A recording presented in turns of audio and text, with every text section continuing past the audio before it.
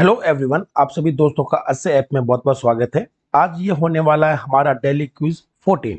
देखते हैं इसमें क्या क्या खास क्वेश्चंस हैं जो कि सभी एग्जामिनेशन में पूछे जाते हैं। चलिए शुरुआत करते हैं आज के हमारे पहले क्वेश्चन से। हमारा आज का पहला क्वेश्चन ये है कि आधुनिक डिजिटल कंप्यूटर में किस पद्धति का उपयोग किया जाता है? एनालॉग कैलकुलेशंस का, डेसिमल नंबर का, बाइनरी नंबर का, नन ऑफ द अबव। ये चार ऑप्शन दे रखे हैं।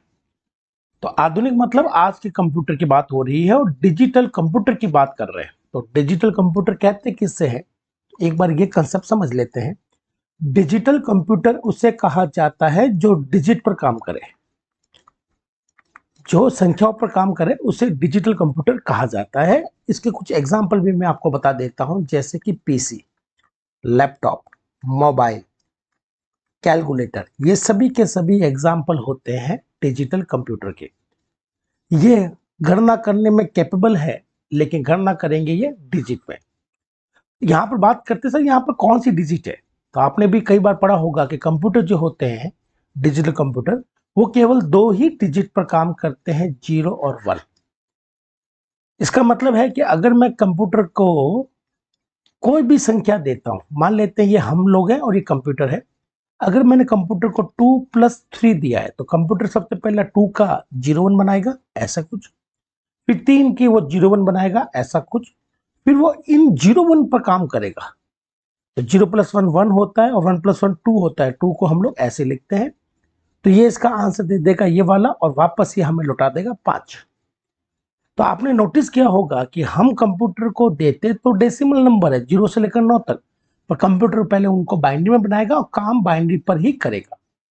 0 1 दो संख्या होती है, दो को लैटिन में बाइनरी कहा जाता है, इसलिए आप उसको कह सकते हो कि कंप्यूटर 0 1 पर काम करता है या बाइनरी डिजिट पर काम करता है। अब बाइनरी डिजिट को अगर मैं शॉर्ट में लिखूं, तो यहां से बी आई उठाइए और यहां से टी उठाइए, तो ये बन जाएगा बिट। तो 0 1 को बिट भी कहा जाता है। तो आप कह सकते हैं कि डिजिटल कंप्यूटर बिट पर काम करता है, बाइनरी डिजिट पर काम करता है, डिजिट पर काम करता है या बाइनरी पर काम करता है। यही वो हमसे पूछ रहा है कि यह जो हमारे आधुनिक कंप्यूटर होंगे डिजिटल, वो किसका काम करते हैं? बाइनरी का। हालांकि उनको देते भले ही डेसिमल है, लेकिन वो अल्टीमेटली जो काम करने की बात है, अंदर की तरफ वो हर चीज को 0 1 में कन्वर्ट करके ही काम करेंगे। तो इस क्वेश्चन का आंसर सी हो जाएगा दोस्तों। अगला बात करते हैं कि भारत में रेलवे, मेरे हिसाब से आपको बहुत प्यारा क्वेश्चन है दोस्तों ये, कि भारत में रेलवे के अंदर सर्वप्रथम कंप्यूटरीकृत आरक्षण व्यवस्था कहाँ लगाई गई? जब हम लोग रेलवे की बात करते हैं दोस्तों, तो रेलवे के अंदर हम लोग रिजर्वेशन करवाते हैं। तो बहुत टाइम पहले की बात कर रहा हूँ, उस समय रिजर्वेशन करवाने के लिए आपको रेलवे स्टेशन पर रिजर्वेशन काउंटर पर जाना पड़ता था। और रिजर्वेशन काउंटर पर जाकर हम लोग क्या करते थे, एक फॉर्म भरते थे गाड़ी को, ट्रेन को रिजर्व कराने के लिए। तो ये पूरा प्रोसेस था मैनुअल।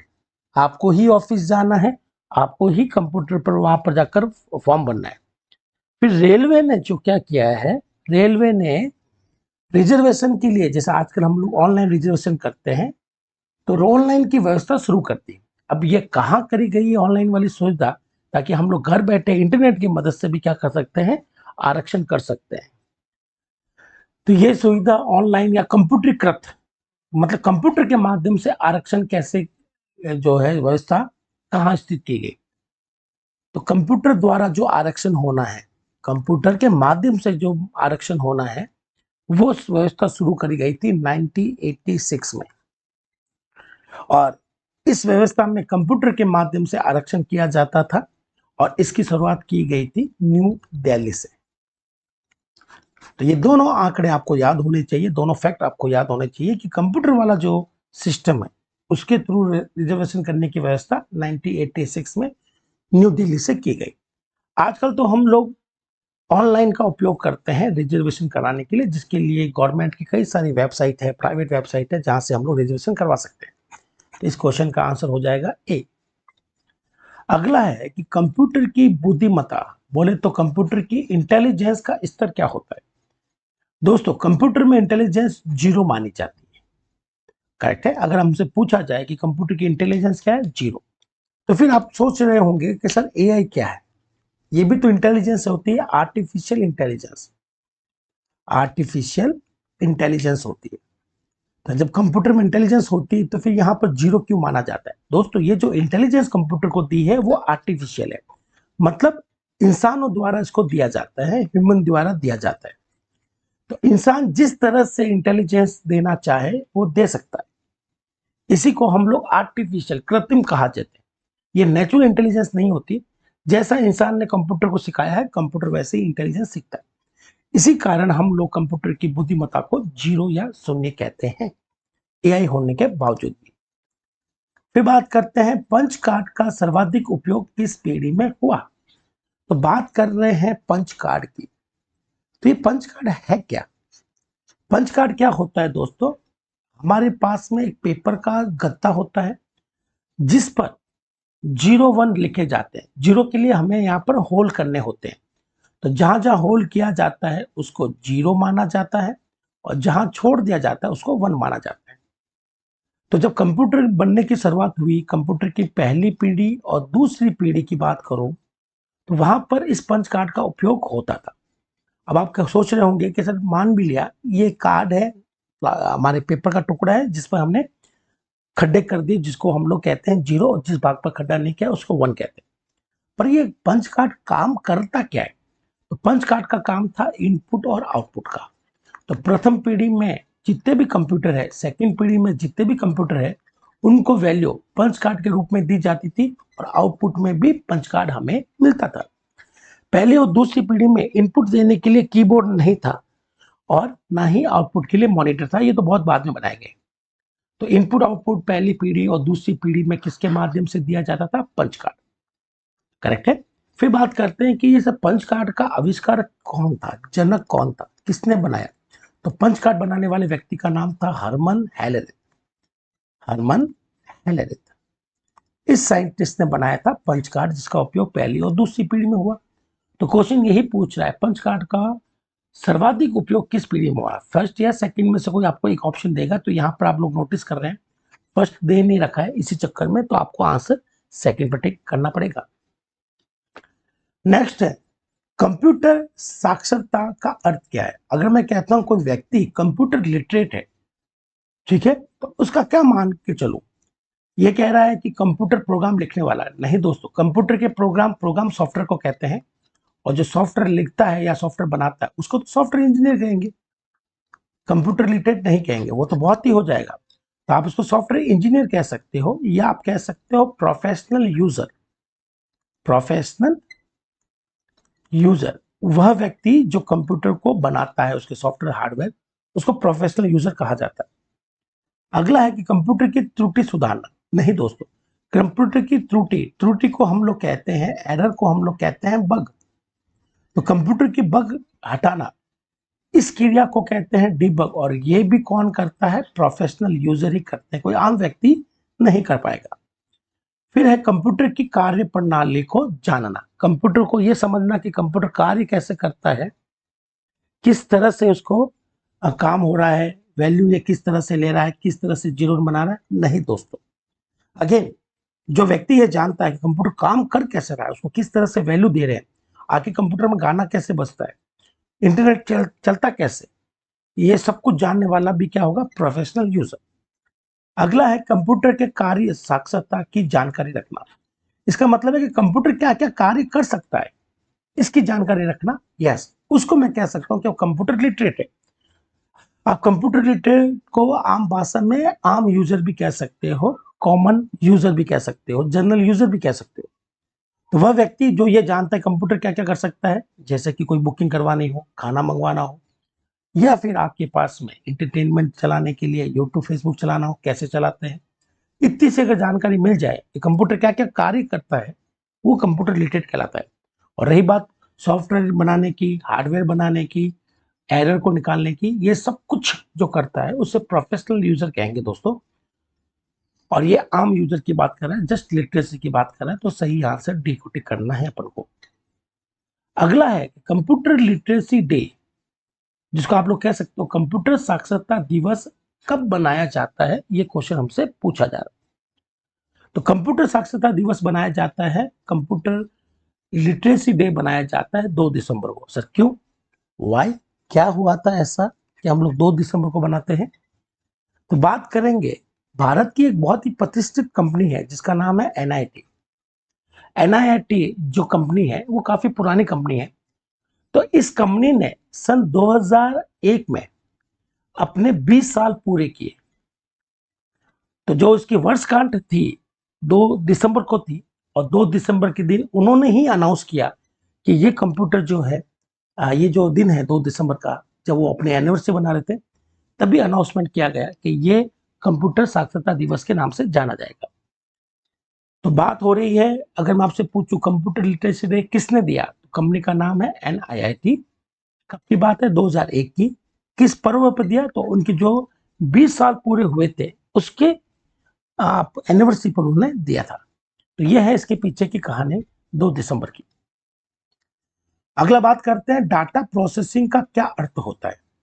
दोस्तों हम सभी लोग जानते हैं कि कंप्यूटर मेजरली 4 काम करता है, 4 काम करता है, 4 टास्क करता है।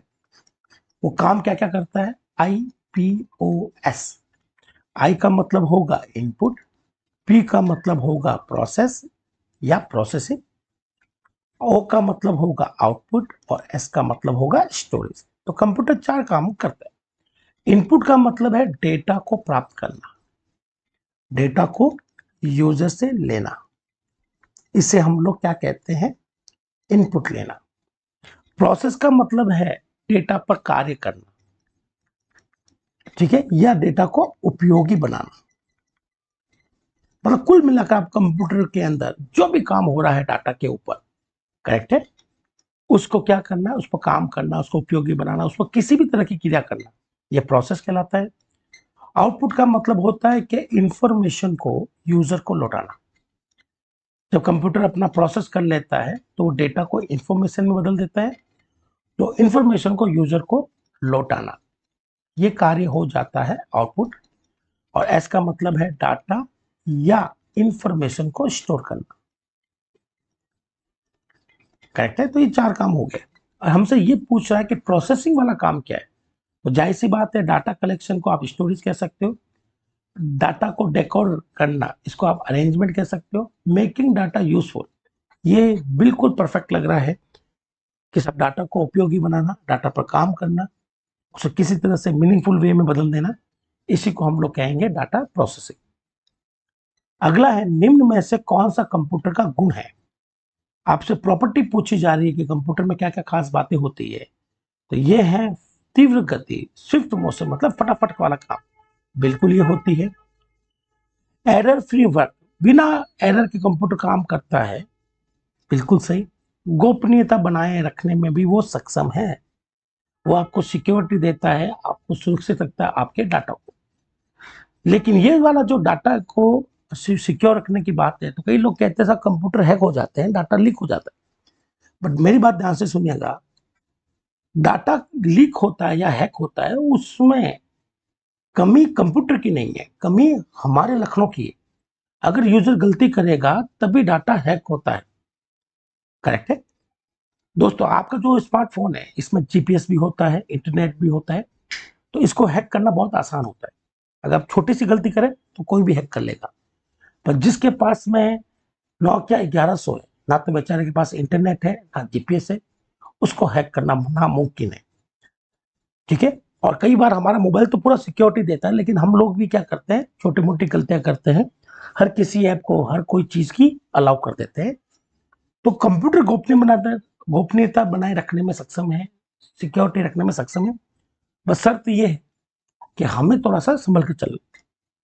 अगला है देश का प्रथम कंप्यूटर साक्षर जिला कौन सा है।